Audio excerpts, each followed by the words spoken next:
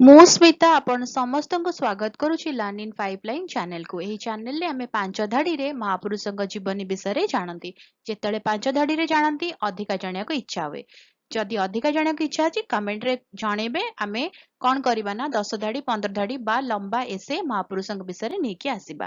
ତାହେଲେ ଆଜିର ଭିଡିଓରେ ଆମେ ଜାଣିବା ଆଉ ଜଣେ ମହାପୁରୁଷଙ୍କ ଜୀବନୀ ମାତ୍ର 5 ଧାଡିରେ। ଆଜିର ଭିଡିଓରେ କଥା ହେବା ଏଲିଫାଣ୍ଟା ଗୁମ୍ଫା ଗୁଡ଼ିକ ବିଷୟରେ।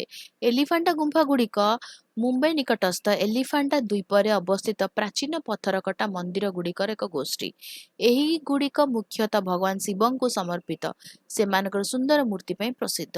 ସବୁଠାରୁ ପ୍ରତୀକାତ୍ମକ ମୂର୍ତ୍ତି ହେଉଛି ବିଶାଳ ତ୍ରିମୂର୍ତ୍ତି ଶିବଙ୍କର ଏକ ତିନିମୁଖୀ ପ୍ରତିମୂର୍ତ୍ତି।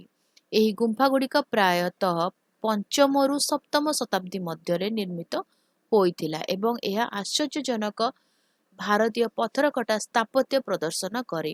ଏଲିଫାଣ୍ଟା ଗୁମ୍ଫା ଗୁଡ଼ିକ ଏକ ୟୁନେସ୍କୋ ବିଶ୍ୱ ଐତିହ୍ୟ ସ୍ଥଳ ଏବଂ ଏକ ଲୋକପ୍ରିୟ ପର୍ଯ୍ୟଟନର ଆକର୍ଷଣ। ତାହେଲେ ରହୁଛି ଦେଖା ହବା କେବେ ଭିଡିଓରେ। ଯଦି ଭଲ ଲାଗିଲା ଭିଡିଓଟା ଟିକେ ଲାଇକ୍ କରିଦେବ, ଭିଡିଓକୁ ସେୟାର କର। ଯଦି କିଛି କ୍ୱେଶ୍ଚିନ୍ସ ଅଛି କମେଣ୍ଟରେ ଲେଖିଦେବ। ଯଦି ଅଧିକ ଜାଣିବାର ଅଛି ମଧ୍ୟ କମେଣ୍ଟରେ ଲେଖିଦେବ। ତାହେଲେ ରହୁଛି, ନମସ୍କାର।